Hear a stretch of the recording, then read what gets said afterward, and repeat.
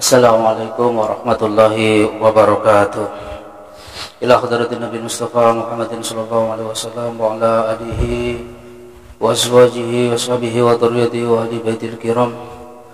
Sallallahu hadratir Sultanul Ulama Sayyidina Syekh Abdul Qadir Jailani radhiyallahu anhu.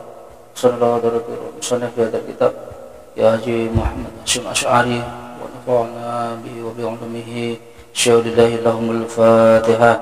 A'udzu billahi minasyaitonir rajim. Bismillahirrahmanirrahim. Alhamdulillahi rabbil alamin arrahmanir rahim maliki yaumiddin. Iyyaka na'budu wa iyyaka nasta'in. Ihdinas siratal mustaqim siratal ladzina an'amta 'alaihim ghairil maghdubi 'alaihim waladdallin. Amin.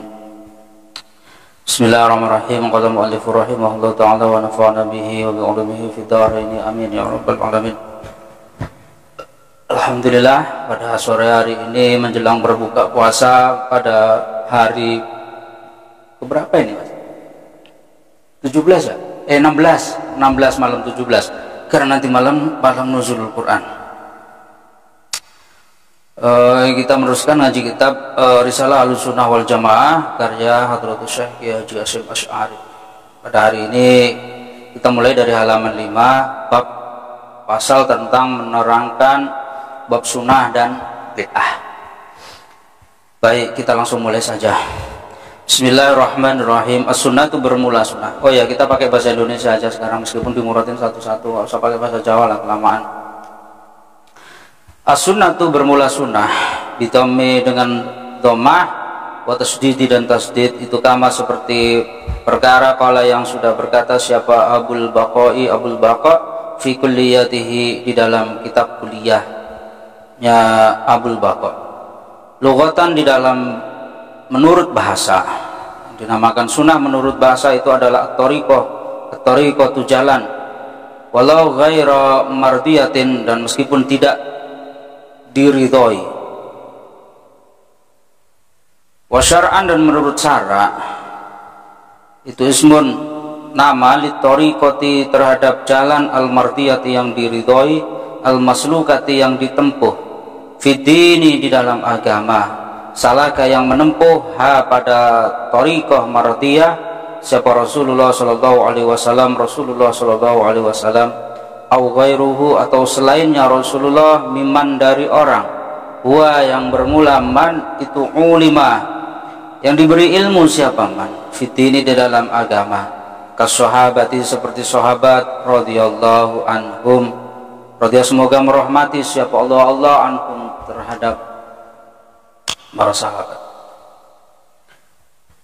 Jadi menurut Imam Abul Baqa dalam kitab kuliah, yang dinamakan sunnah itu adalah jalan atau perbuatan-perbuatan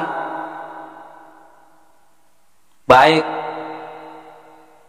kaul, af'al ataupun takrir.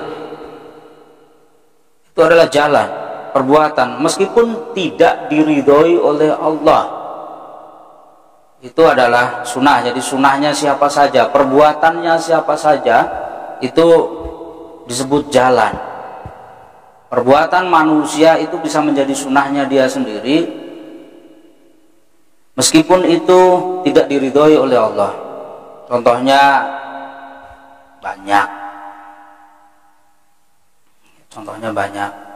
membuat rumah judi, membuat tempat prostitusi, membuat tempat-tempat untuk minuman keras, melakukan hal-hal di dalamnya seperti bermain judi, taruhan, dan lain sebagainya, mabuk. Itu adalah jalan. Jadi sunnah itu adalah jalan kalau menurut bahasa. Meskipun jalan itu tidak diridhoi oleh Allah, itu tetap dinamakan sunnah. Adapun menurut syara, sunnah itu adalah sebuah jalan yang diridhoi, yang ditempuh di dalam agama, yang mana Rasulullah menempuh jalan itu, dan orang-orang yang diberi ilmu agama oleh Allah seperti sahabat radhiyallahu anhu. Jadi sunnah di sini menurut syara adalah jalan atau perbuatan yang diridhoi oleh Allah Subhanahu wa taala, yang mana orang-orang yang beriman, orang-orang yang beriman itu melewati jalan-jalan itu. Atau sunnah adalah jalan yang ditempuh oleh Rasulullah kemudian diikuti oleh para sahabat. Itu adalah sunnah.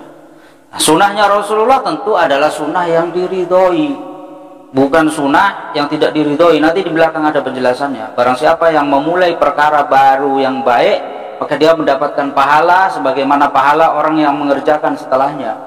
Begitu juga ketika ada orang yang mengerjakan atau membuat perkara yang baru, yang buruk, kemudian dia mendapatkan dosa sama seperti dosa orang yang melakukan setelah dia.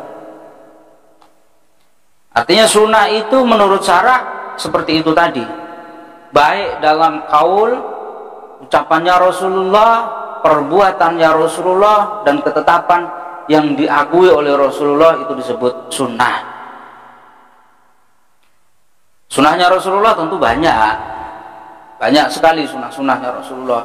Sunnah yang paling utama itu adalah apa? Bu'istu li utamima makarimal akhlak, tentunya akhlak.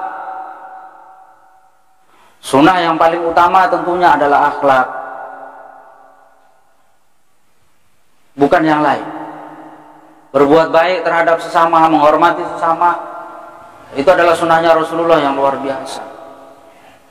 Bukan hanya sekedar orang-orang yang baru melakukan beberapa hal kemudian menjuluki dirinya sendiri dengan ahlus sunnah, baru bisa manjangin jenggot terus ngomong dia ahlus sunnah, baru bisa nyingkrangin celana dia ngomong ahlus sunnah, baru bisa ngitemin jidat dia ngomong ahlus sunnah, lalu menuduh yang lain ahlu bid'ah. Ini konyol orang-orang seperti itu. Padahal sunnahnya Rasulullah yang nggak cuma 3 itu. Kenapa cuma 3 itu yang diurus? Baik terhadap sesama muslim itu sunnah yang diajarkan oleh Rasulullah. Berkata baik, berkata lemah lembut terhadap muslim yang lain meskipun bukan dari kelompoknya, itu juga sunnah yang diajarkan oleh Rasulullah. Menghormati tetangga, memuliakan tamu, itu juga sunnahnya Rasulullah.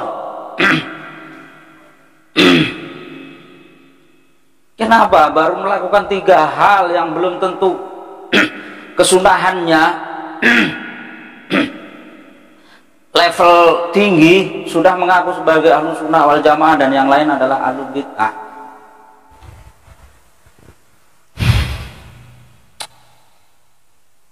Liqaulihi sallallahu alaihi wasallam, karena dawuhnya Nabi Muhammad sallallahu alaihi wasallam, alaikum bisunnati wa sunnati khulafa'ir rasyidin min ba'di.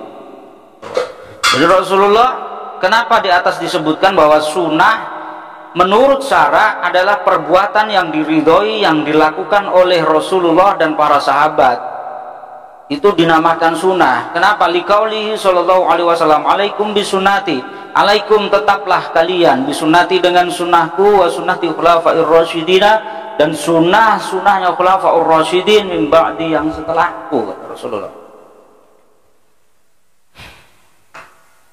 Jelas perintahnya Rasulullah bahwa kita disuruh alaikum bisunati wa sunnati khulafa'ir rasyidin. Tetapi anehnya sekarang ini banyak orang yang mengaku ahlus sunnah tetapi mengingkari sunnahnya khulafa'ur rasyidin. Mengingkari sunnahnya khulafa'ur rasyidin. Apa yang diingkari oleh mereka? Sunnahnya khulafa'ur rasyidin itu, kita mengikuti sunnahnya Rasulullah, ya harus sunnah, akad, ya harus menjadi keharusan, menjadi sebuah keharusan kita mengikuti sunnahnya Rasulullah. Tetapi juga menjadi sebuah keharusan mengikuti sunnahnya para khulafa'ur rasyidin min ba'di, kata Rasulullah, setelah Rasulullah sallallahu alaihi wasallam. Termasuk sunnahnya khulafa'ur rasyidin apa? Mencetak Al-Quran. Itu sunnahnya khulafa'ur rasyidin yang dilakukan oleh Sayyidina Abu Bakar bersama dengan para sahabat. Itu sunnah. Mencetak Al-Quran itu termasuk kesunahan. Karena kalau Al-Quran ini tidak dicetak, maka umat akhir zaman tidak akan bisa membaca Al-Quran dan tidak akan bisa tahu isi Al-Quran. Itu pertama. kemudian sunnahnya yang dilakukan oleh Khulafaur Rasyidin Sayyidina Umar bin Khattab, yaitu melakukan sholat tarawih sebulan penuh 20 rakaat dengan 3 witir. Gak ada suaranya. Jadi itu termasuk sunnahnya Khulafaur Rasyidin min ba'di, kata Rasulullah. Tarawih dari tanggal 1 Ramadan sampai akhir Ramadan ini tidak pernah dikerjakan oleh Rasulullah Shallallahu Alaihi Wasallam. Tarawih dikumpulkan dengan satu imam itu tidak pernah dikerjakan di zamannya Rasulullah Shallallahu Alaihi Wasallam. Maka ketika selesai melakukan tarawih 20 rakaat satu imam sebulan penuh, Sayyidina Umar berkata, nikmatul bid'ah hadhihi. Inilah senikmat-nikmatnya bid'ah, kata Sayyidina Umar bin Khattab. Nah, ketika kita berpegang teguh pada orang-orang yang mengatakan bahwa tidak ada bid'ah hasanah, pertanyaannya apa? Sayyidina Abu Bakar, Sayyidina Umar, Sayyidina Utsman, Sayyidina Ali tidak pernah mendengar hadis itu, bahwa setiap perkara yang baru itu bid'ah dan setiap yang bid'ah itu sesat. Apa beliau Khulafaur Rasyidin itu tidak pernah mendengar hadis itu sehingga membuat perkara yang tidak pernah dikerjakan dan tidak pernah dicontohkan oleh Rasulullah? Padahal mereka adalah orang-orang terdekatnya Rasulullah dan orang-orang yang begitu taat terhadap agamanya. Ini pertanyaannya yang harus dijawab ketika orang-orang memaknai bahwa tidak ada bid'ah hasanah sama sekali, bahwa semua bid'ah adalah sesat. Itu pertanyaan saya bagi orang-orang yang anti dengan bid'ah hasanah atau mengatakan bahwa semua bid'ah sesat. Apa Sayyidina Umar, Sayyidina Abu Bakar, Sayyidina Utsman, Sayyidina Ali tidak pernah melihat, tidak pernah mendengar hadis itu, bahwa Rasulullah mengatakan bahwa setiap perkara yang baru adalah sesat, setiap perkara yang sesat masuk neraka? Apakah 4 sahabat utama ini tidak mendengar dawuhnya Rasulullah itu sehingga membuat bid'ah baru? Yaitu Abu Bakar menulis, membukukan Al-Quran yang tidak pernah diperintahkan oleh Rasulullah, tidak pernah dikerjakan oleh Rasulullah, bahkan mengisyaratkan untuk membukukan wahyu pun tidak pernah dilakukan dan tidak pernah diperintahkan oleh Rasulullah SAW.